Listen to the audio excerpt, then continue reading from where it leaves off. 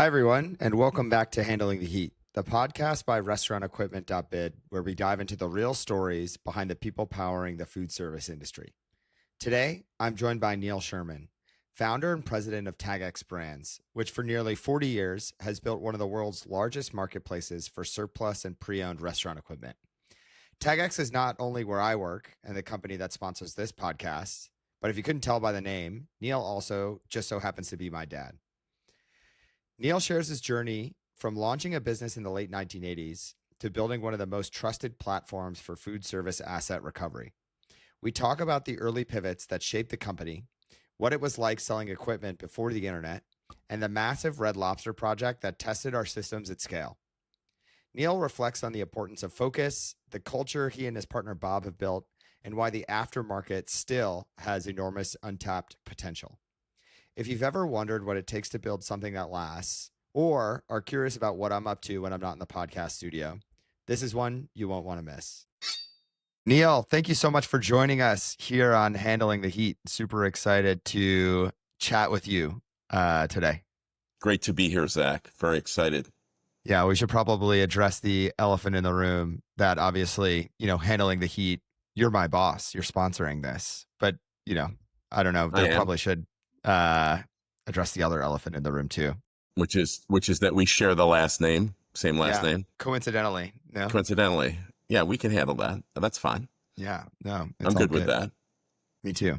Well, we'll hold this as any other podcast episode that we do here. What has tickled your fancy recently, Neil? What's something you've eaten recently that you've really enjoyed? So last night in Fairport, New York, at Bonnie and Clyde's, I had grilled asparagus with a chickpea paste and a eggplant paste, and it was just phenomenal. Great chef, great food. Rochester, great food city. Can be. Didn't just give the garbage plate to America and the world. Yeah, it's a bit of a juxtaposition, the grilled asparagus to the garbage plate. Grilled octopus. Oh, you said asparagus. Did I say asparagus? Oh, sorry. You'll have to edit that out. No, we'll keep that in. I'm sure the asparagus was good as well. There was no asparagus. Awesome. Well, Neil, I think, let's start this at the beginning, because I think obviously TAGeX Brands has been around for over 35 years now, gone through a lot of different iterations of what the business has done in and around the food service and adjacent spaces. But I want to talk initially about your going out and starting something that has had the longevity that it's had. So can you talk a little bit about your going off and starting the Advantage Group, the precursor to TAGeX Brands? Sure. Well, originally I worked in brand management and marketing for General Foods, now Kraft, in the Maxwell House brand. Great experience. Met a lot of great people, still friends with many of them. But I felt that the corporate environment wasn't for me. It had an entrepreneurial bent, and moved to Washington, D.C., which at the time and even now is not the epicenter of food marketing. And so at the time, I took on some consulting projects in the food space. And one of them was frozen yogurt machines in the supermarket, self-service, near salad bars in the early days of prepared foods. And what happened over time was I took on more and more responsibilities, ended up running that company. And one thing that was consistent, which was the clients, supermarkets would ask us to get rid of whatever we were displacing. So as a courtesy, we got rid of the equipment, cleaned it up, sold it, brought back the proceeds, and the supermarket said no one ever helped us with that headache before. And so it was only 5 years later that it took us to realize that was really the business. It wasn't placing food service equipment, which we placed soup bars and salad bars and coffee kiosks, but it was really the frozen yogurt machines that took us nationally. And then their ultimate demise became the genesis for a broader service to help with displaced equipment. So I think what's interesting for a lot of the people that we've had on the podcast and a lot of people that I find to be successful is this nimbleness of, entrepreneurship, or of how you think about your business. So how quickly, obviously it took you a minute to, get hit over the head with, hey, maybe our business is more on the displacement versus the placement of equipment. But once you have that in your head, what is the process of rearranging your business process, your go-to-market model, your interactions with clients or potential clients to make that transition? Because I think that that's one of the marquee, values of a successful entrepreneur, I think. Well, your name of your podcast, Handling the Heat, is what it's all about. So the heat was get rid of people's equipment that they were asking you to displace. Then the second round of heat was the demise of self-service frozen yogurt, largely driven by the growth of prepackaged frozen yogurt in the early 90s, and the not necessary to have a soft serve machine in your supermarket to dispense it.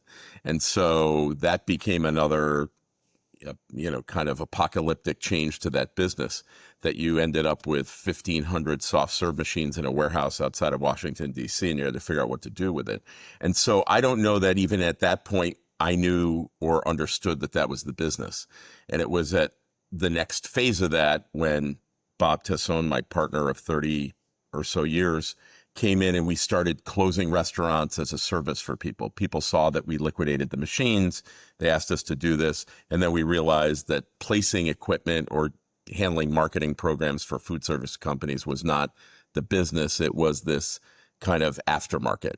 The concept of a marketplace today is ubiquitous in all aspects of customer and B2B kind of businesses. You have Uber, you have Airbnb, but back then a market or developing out a marketplace or an aftermarket was really not something that was as glamorous, I would say, as it is today. So what was your process of, you have a lot of intake, you have a lot of supply Right. coming in, but now how do you build up the demand for something like this? Because my guess is, especially back then, there was a lot of guys with a lot of space, with a lot of cash, just trying to pick stuff up and pick and choose and then, build up their So own markets.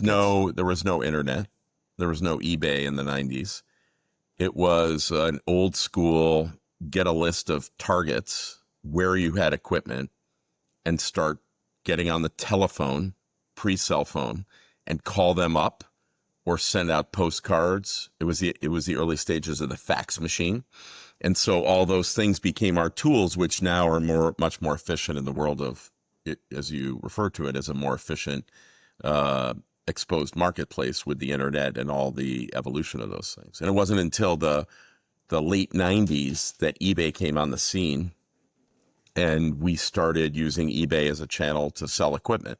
A guy that I had known who was a mentor was the then president of eBay, and he said, you should sell this equipment on eBay. And initial reaction was, who's going to buy any equipment on the internet? And then we started selling it in the early 2000s, became the largest seller of restaurant food service equipment during that period. But it was still the Wild West of things. So you had, as you do today, the conventional sale, via telephone or postcard, and then you have the sale online. I think one of the things that I appreciate about your business model and about your drive for success is the trial and error, test and learn kind of mentality that I think you and the company embody very well, and has led to the success that you've had. What do you think was the biggest, push? What was the biggest test that ended up being successful? Was it eBay? Was it buying and building up these massive warehouse spaces around the country, particularly in the Finger Lakes, are Old Army Depot. the old Army Depot with 1,000 acres and 100,000 square feet of usable warehouse space. But what do you think was the biggest push to that next level of success from a test and learn kind of perspective? I think that there's a couple things. And obviously handling the heat is something that I can relate to for two reasons. One is it's the catalyst of our business. People come to our company when they're in the heat, when they're closing locations, when they have surplus inventory, when they don't have the dollars to buy in the aftermarket. Those are difficult situations. The constant change, closure, pressure on labor, on cost of goods, on real estate, on competition in the food space. There's 1,000,002 locations in the US. So every day is the heat for that industry that we serve. We chose to pick the aspect of their business, which is always going through heat. So it's a challenging sector that is high failure rate, depending on what statistics you believe. There's 60% or so of restaurants don't last more than 3 to 5 years when they're launched, including, known brands are in that category. I think that we were forced to test different aspects because the client feed was in there, and we made huge mistakes, and we still make huge mistakes, not as many. But we would be asked to take on business that was outside the food space and still are asked to do that. And there's a desire to serve the client. And at the same time, there's the need to stay focused in the sector, in the space. So I think many of those mistakes we got asked. GE had a division that did franchise finance, and we did some great work for their closure situations, their challenge businesses. And then they asked us to liquidate medical equipment. Or somebody I knew from my days at Kraft was in the vacuum business and had literally 50,000 square feet of brand new consumer vacuums. And the assumption was we were complimented because these companies came to us and said, look, we have confidence in what you can do. Why don't you take that on? But those actions set us back very, there were lessons learned. They were the heat. And then they ended up being very challenging, cost us a lot of money. So would you say the biggest challenges to overcome of the 38 years or so of TAGeX is taking on projects that are outside of the scope of expertise of the company? Or is it something else? I think the biggest challenge is focus and distraction when you do something that resonates in the marketplace, because you don't really know what it is. And so, I track a lot of these technology CEOs and founders who move at this amazing pace of growth and development and build billion-dollar companies. And one I heard the other day, which was this wisdom of in a dynamic marketplace. Certainly technology is much more dynamic than food, but food is pretty dynamic. But in a changing marketplace, the biggest risk is not taking any risk. In other words, you have to, at various points in time, you become more measured over time and more thoughtful and more practical, and don't bank everything on it. But there have been various points in time in our business where we took on responsibilities for people in the food space doing liquidation or, management of physical assets that cost us a lot of money. And then we had a lot of receivables with big clients. There have been seismic changes over time in the business.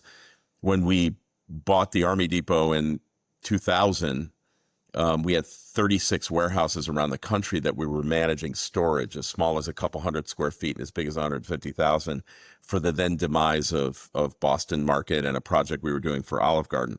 And we knew we needed a central space because it's very challenging to manage inventory, especially in the aftermarket, in one location, as you well know, let alone all these locations.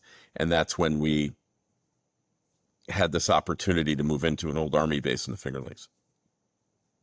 So I think the business story is interesting, and it touches on a lot of pieces that I think the broader public find interesting. It's big names. It's a lot of chaos. It's a lot of trying to mold something out of nothing. But I'm curious about you, Neil, and I think, we've had many conversations about this over the years, but what is your drive to keep going, especially during those kind of seismic changes, both in terms of the test and learn kind of positive things of, hey, let's try out this eBay thing and see if it works, but also in terms of, hey, we have X million dollars worth of equipment sitting in a warehouse in Oklahoma. We got to figure out what to do with it now, or, it's going to be a pretty tough couple months.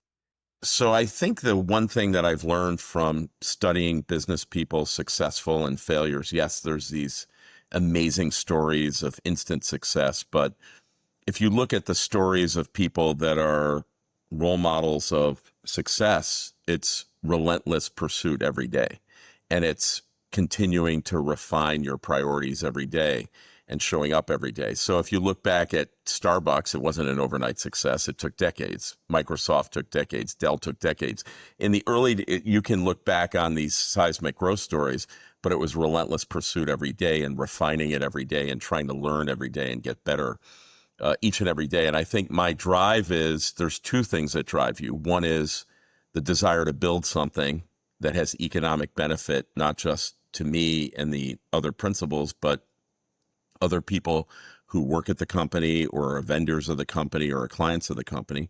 But it's also the necessity of putting food on the table. I mean, you have to be in a position to control your own destiny. The difference, it's interesting, many of the people that I started out with in corporate America went on to lead multi-billion-dollar companies, and at the same time have a certain envy, although there's this mutual envy in the world. I envy them for what they built and the economic success they've had, but they envy me that I started a business from scratch, which is, in retrospect, the role model I had in that was my father, who bought a bankrupt auto parts store. And his mentor said, it's much easier to add value to a business that's struggling than it is to start a business from scratch. And my business from scratch was not because I had any pride in it. It was just the path that I took. And so in retrospect, it might have been a different path. And I still believe I approach it with enthusiasm every day. And another guy who was in the financial business said that when he was working, most people love Friday, hate Monday. He loved Monday, hated Friday because he wanted to work all the time because he was so passionate about it. I feel very similar to that. No, I think it definitely shows in I see it in the office and behind, closed doors, all of the hard work and effort that goes into it. And I think that is a good leader to have in a company, especially because the company's been around for so long. You've touched so many people. And I think, externally with vendors and clients is one thing, but building a culture over time and building a business over time that has the longevity that, TAG has had, is commendable. And I think the question that I'd have as a result of that is, what's your approach to building up that culture? Because you can't, come into work with a blank sheet of paper every day. It's a lot of, 1% better over time. We hear about a lot on this podcast. What is your process or thought behind the longevity and how you've built that up over time to be what TAG is today from a culture perspective?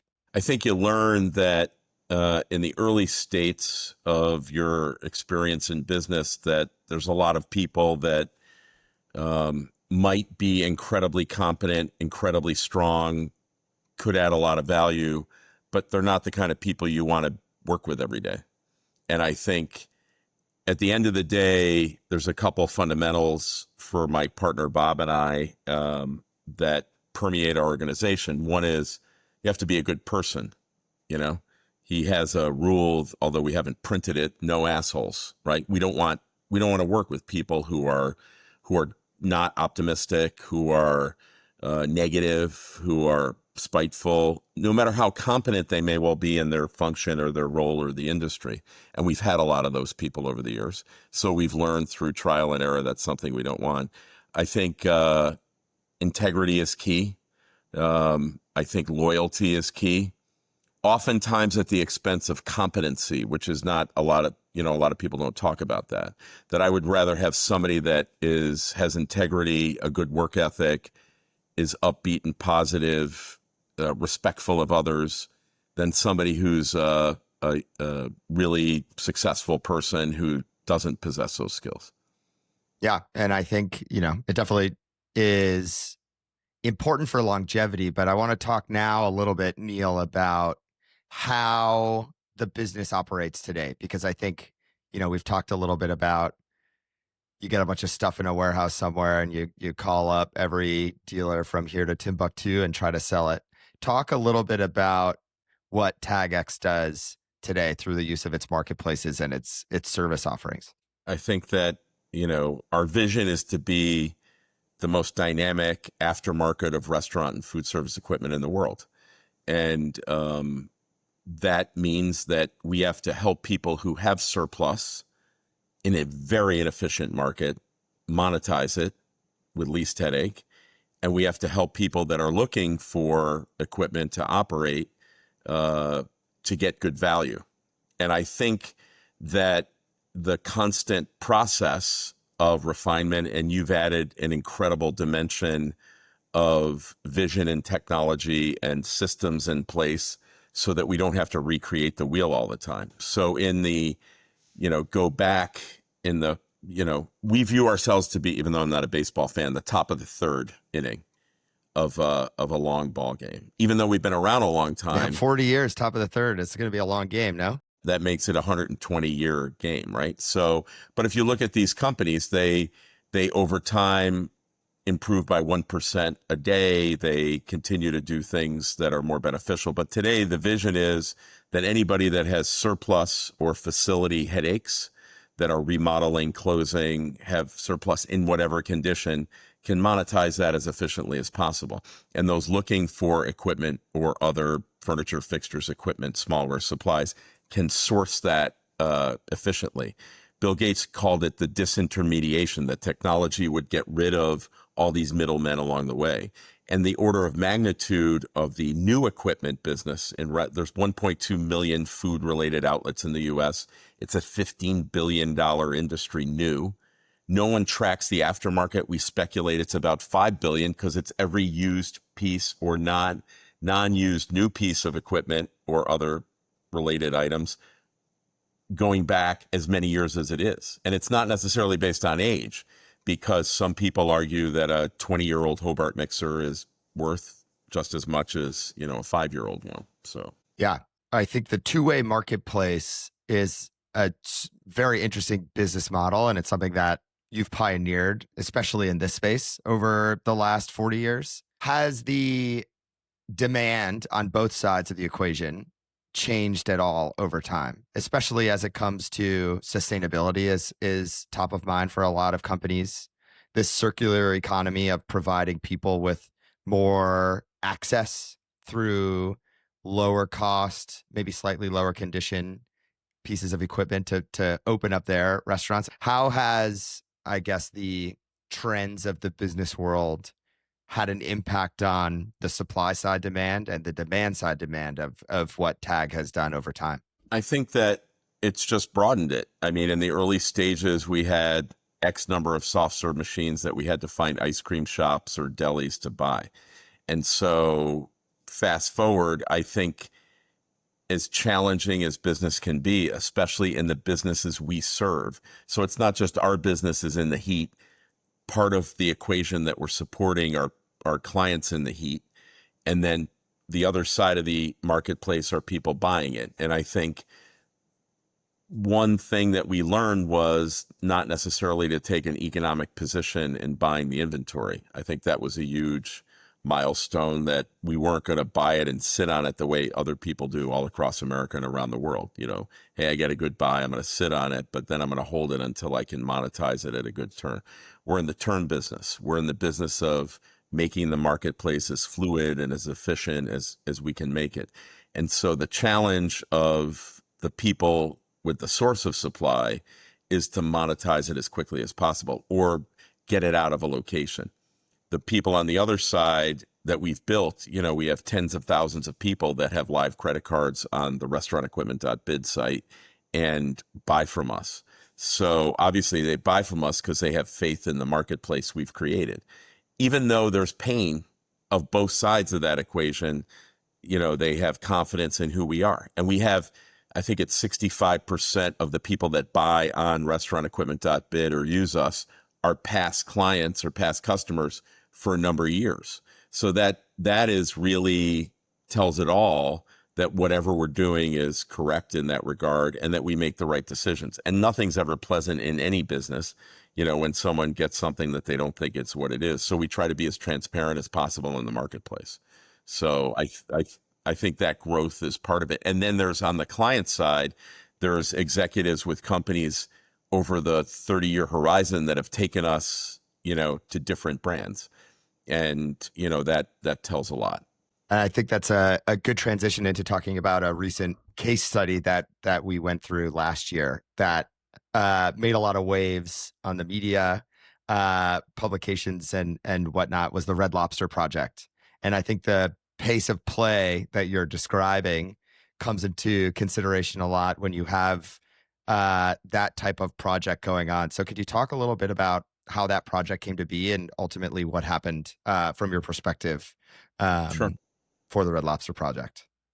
So a lot of these situations, ultimately, it was the bankruptcy of Red Lobster. They've since come back very aggressively in terms of their performance post bankruptcy. They were in a lot of debt. They brought in a turnaround firm whose responsibility is to get them through this transition from really great debt and challenged revenues, et cetera. And a gentleman there who's kind of an icon in managing these transitions, Jonathan Tybus from Alvarez and Marcel, called us up and said, look, normally, a handful of locations, we don't need an outside resource. But he was brought in as the chief restructuring officer. I think he was the acting CEO, and said, we need help with this. We're going to close X number of locations. The initial X was about just under 100 locations, and we need to do it in a short period of time. And you can either do a sale from site or bring it to your warehouse. We ended up doing both. And in a matter of 5 days, we launched and sold 48 locations worth of content and brought the rest to our warehouse for liquidation to self-fund the project. And so that became a big challenge here, is that the opportunity to help people that are in economic distress, because a lot of people that are in economic distress don't have the resources to go hire somebody to go manage all this. So many of our projects have to have a creative self-funding mechanism that can allow the actions to take place in the field for facilities and equipment, and at the same time not further pressure the entity's very challenged working capital. So that came about. We managed it, launched it. The restaurantequipment.bid team led by you did a stellar job. The client team, did a phenomenal job. Lisa and her team were just amazing. And we have a systematic process to deal with these things now, right? So there's not a lot of people that can manage one location efficiently, but manage 100 locations simultaneously in 5 days. I would put up our team that, there's very few that can handle that. So, Yeah. And I think when you ride that wave and you're able to execute successfully across all those different aspects of a project like that has so many complex moving parts, it's impressive and it's fun, by the end of it. It's maybe not fun in the moment, but by the end, you can look back and stressful. I mean, it's stressful to deal with because that's, the nature of what we do. There's not, there's no easy street in business, or in life or professions. They say sometimes it'd be easier to be a lawyer or a doctor or engineer. All those places have challenges. So it's just a function of, this is our challenge. So, and we like the fact that we're pioneers in this space. yeah. So Neil, as you said, we're in the top of the third of what the business can be. Have gone through a lot of different iterations of developing out different capabilities and how we service our clients and how we provide value to the people that are purchasing from us. What excites you the most about the future of TAGeX? The fact that we have only scratched the surface of the total available marketplace of aftermarket restaurant and food related equipment. The fact that, if it's empirical that the new market is 15 billion a year, and the aftermarket we estimate is 5 billion. Either one you talk about, we've only scratched the surface of tapping into that marketplace. And the fact is that our unique business approach has a combination of physical locations in upstate New York, a day's truck run from half the US and Canada's population, LA, Dallas, and Orlando. And we see the opportunity to roll out 5, 10, 20 of these hubs around the country to support people in a given market who have surplus that they can't sell from site or that they need to bring to us, or people that are sourcing value restaurant and food service related equipment. The fact that we haven't even scratched the surface yet, that's what drives me, every day is how minimal we are. And our client and customer team, which you're a leader of with our other colleagues, are unique in our approach. And so not everybody's going to be happy when they're closing a location. Not everybody's going to be happy when they get stuck with equipment. Not everybody's going to be happy that they got exactly what equipment they want. But if you make more good decisions than bad decisions, it's a positive thing. So, Yep, I agree. Well, Neil, I have one final question for you. And I think the longevity of the business and your drive throughout the 35 plus years is commendable. And I think it plays into a lot of the work ethic that I think I've built over time as a result of. But if you could go back to the late 80s, Neil in an office, what would be a piece of advice looking back now that you think would be helpful for someone in that position, you in that position, but I think applicable to anyone looking to go from 0 to 1 as you did? so it's the same advice I'd give myself today, which is to stay focused on what you do that's special and do it better than anybody else and grow it bigger than anybody else. And what we do that's special is food related. We're humbled and honored to be asked to get into other sectors.